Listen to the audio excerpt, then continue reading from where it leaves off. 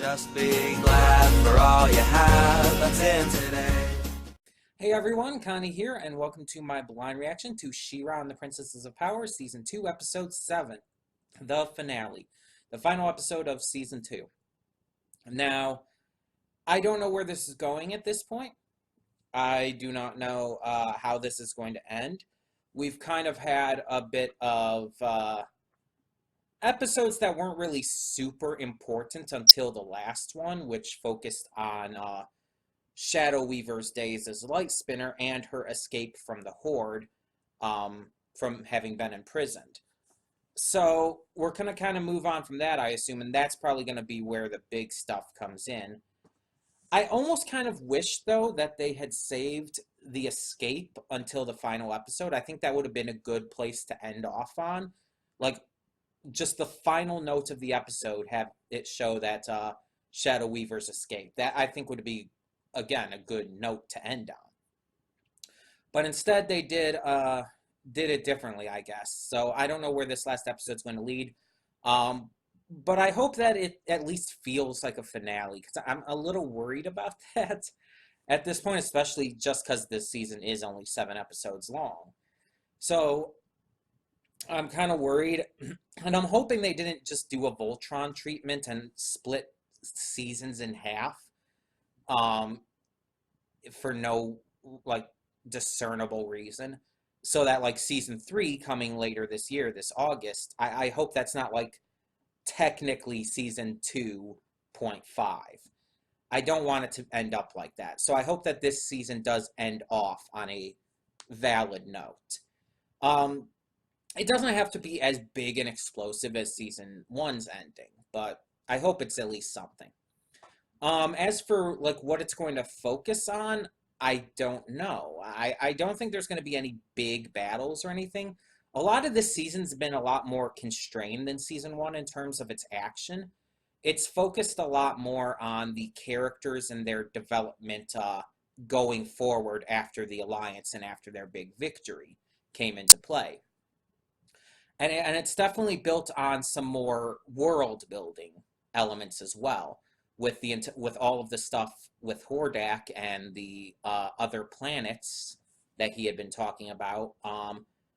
The stuff with the first one's tech and everything being just really relevant this season, as well as Adora continuing to try and just perfect her She-Ra powers and fighting skills. So yeah, that kind of stuff took center stage this season. So I know that this season finale is not going to be as big in that way, but I still want it to feel like a season finale, you know? And I'm hoping it does. Either way, I'm, you may notice my hair looks kind of like wet or anything, or something. It looks kind of like flat, even compared to normal and shit. I was outside a lot today. I mowed both the back and the front yard. And it was insanely tiring. Because usually I only mow either one or the other, and then do the other on another day. But we're moving next week. We are moving a week from tomorrow, Saturday the 15th, and so I have to mow the lawn one last time here to, get it as presentable as possible before we move out. Just, basically to be nice. Because this is the last time this lawn is being mowed before we go, so I had to get it done, and today was just the best day to do so, because tomorrow I'm going to be going to Motor City Pride, and then Sunday, I have no idea what's going on Sunday, so kind of up in the air. So yeah, I was sweating a lot, so that's why my hair is like this.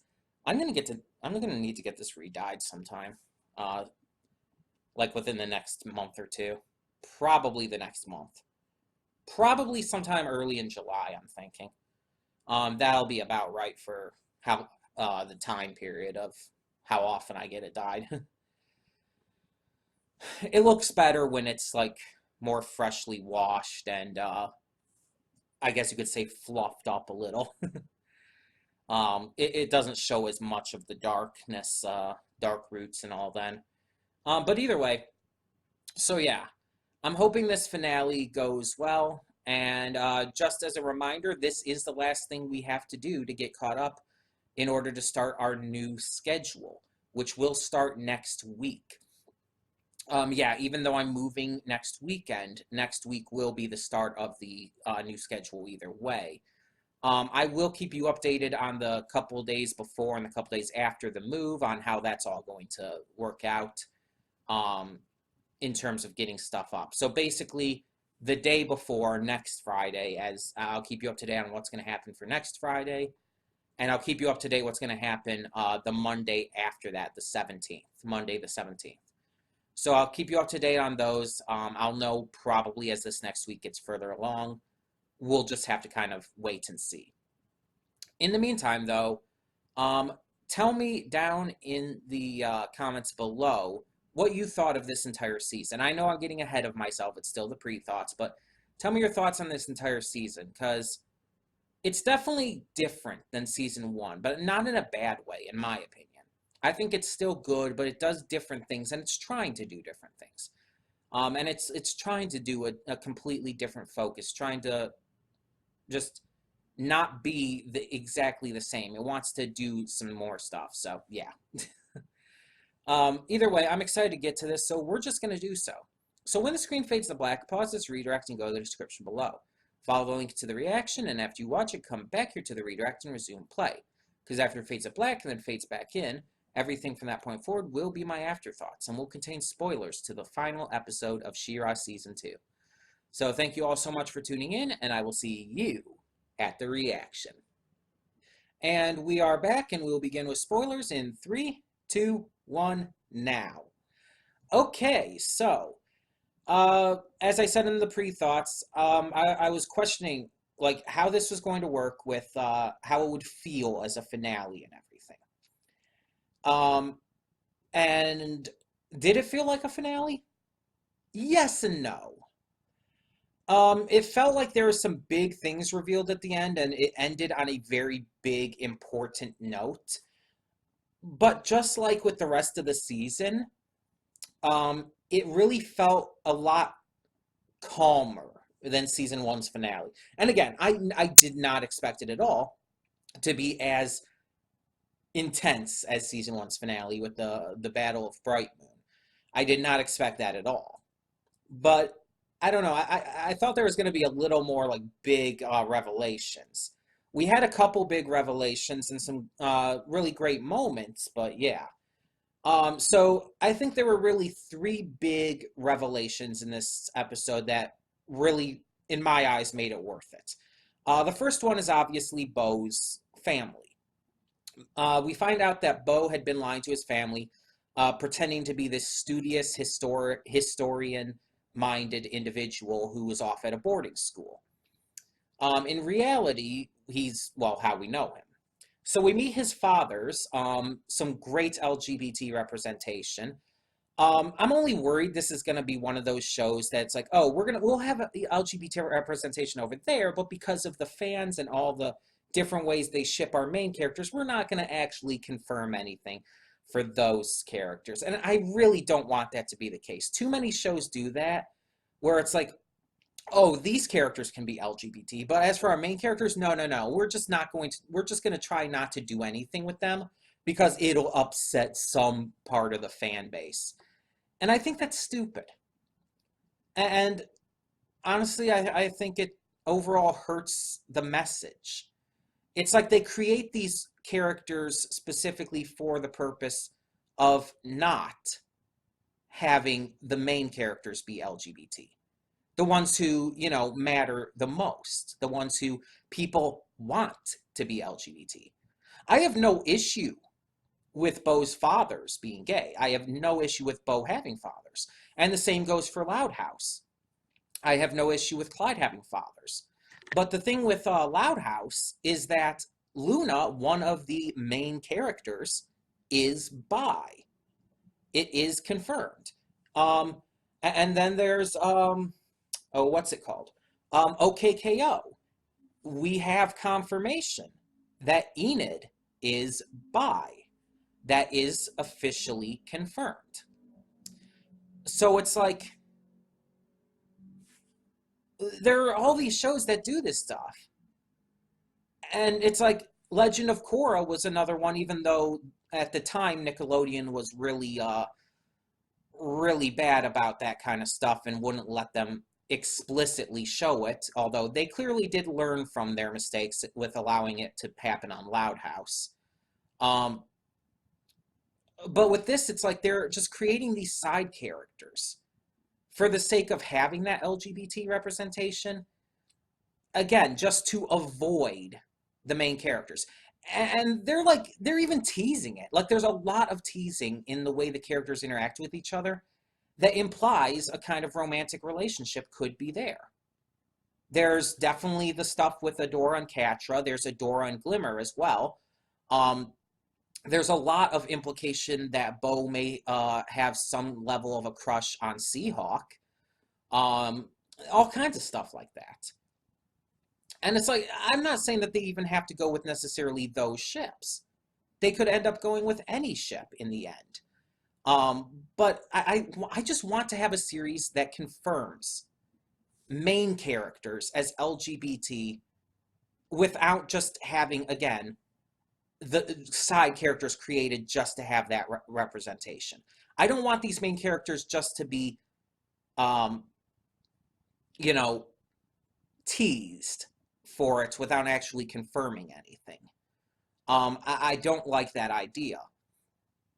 Hell, even Voltron went as far to give make a main character LGBT, even though they did it absolutely horribly and didn't do things in any way that made sense or really made anyone happy. They still at least did it. So they still have so far a leg up on She-Ra in that sense. And I hate to say that because of how terrible Voltron ended up becoming. But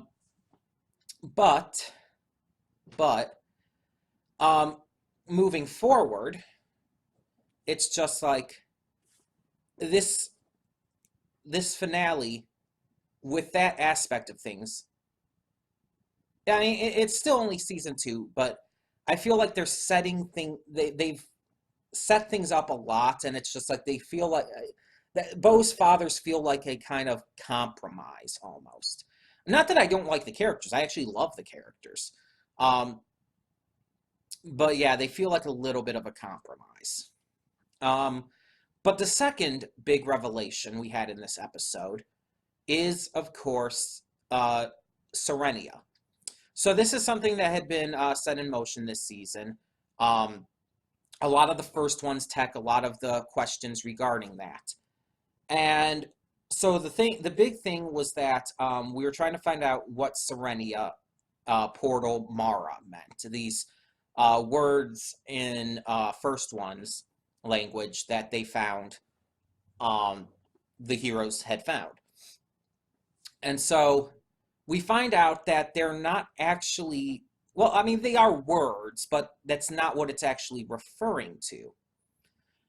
We find out that the words are actually forming a symbol, a constellation of stars. And so it leads to this, I forgot what the place is called already. It's called the Red Desert or something like that.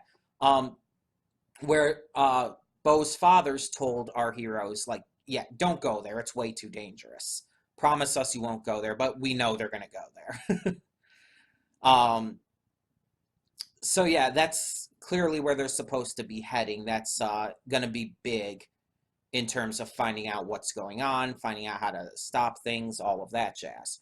So we've gotten a lot of big, important stuff continuing forward with the first one's mystery storyline. And again, as I said during the reaction, I'm really hoping that next season we get more into the stuff with this all and with Mara. Because Mara has been the biggest mystery in this show so far. All we know about her is that she was the former She-Ra and that she went crazy and destroyed everything. Just wrecked everything.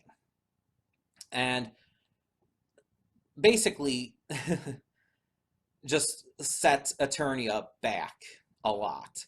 So, yeah, um, that's pretty much all we know about her, though.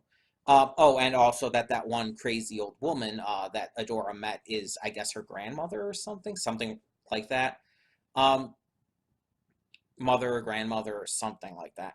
But either way, um, we're trying to figure out now, like, what is the deal? Why did she go crazy? Is it the same reason that Adora kind of goes crazy when exposed to uh, that first one's tech that we saw a couple times now, actually?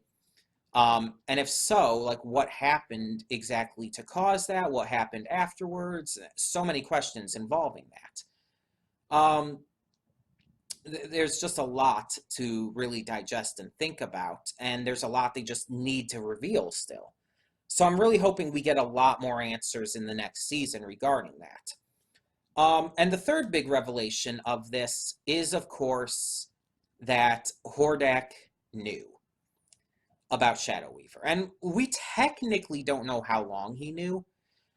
Presumably, he found out when Catra told Scorpia, and the baby recorded it, obviously.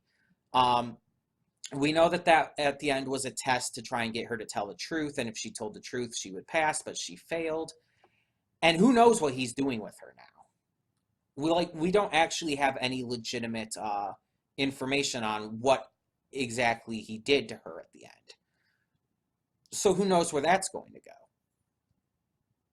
But that's probably going to be big next season. But we see that in regards to all of this, in regards to Shadow Weaver's escape and all, she's come to Adora. She's at Bright Moon. I don't know how she snuck in there. I don't know, like, what she's planning to do. My only thought is that she's planning to kidnap Adora and bring her back to Hordak to try and get her position back. But what if that doesn't happen? What if instead she decides to try and go like rogue from just everyone and tries to train Adora for her own sake?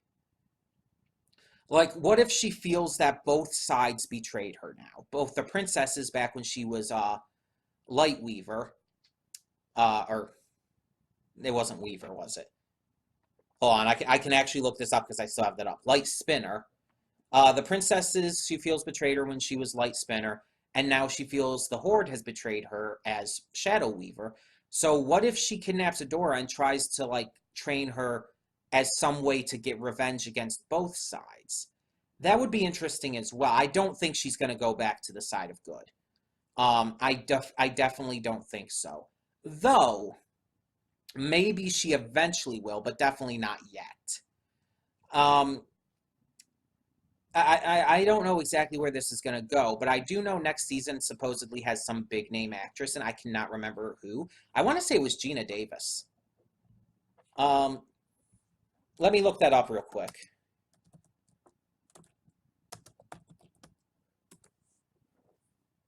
Yeah, Gina Davis. I am correct. Uh, Apparently, she's going to be a character named Huntara, who I guess was from the original. Um, I know Gina Davis from somewhere too. I kind of want to look that up just to figure it out. Yeah, even looking at her picture here, I definitely know her. Thelma and Louise, I don't really know that as well as other people would. That's like not a good I know it exists. I've seen a couple clips, but that's not a good example for me. Oh, she was Barbara on Beetlejuice. Yeah, okay. I definitely know I definitely know her from that. I love Beetlejuice. I've seen that a lot. She was the mom in the Stuart Little movies, and not really much else that I've seen her. Oh, she was the voice of Yoriko in When Marnie Was There. Awesome. But yeah, she hasn't been in too much otherwise movie-wise. Let me check television that I have seen, I'm saying. She had her own show in 2000 and 2001. I'm not really seeing much of anything else. Okay, so I mostly know her from Beetlejuice. I knew I recognized her. Um, but yeah, she's apparently going to be in season 3 as Huntara. I don't know who the character is. As I've said in the past, I never really got that much into the original She-Ra, so I don't know all the characters from it. I don't want to. I don't want to know who Huntara is. I want to go into that blind.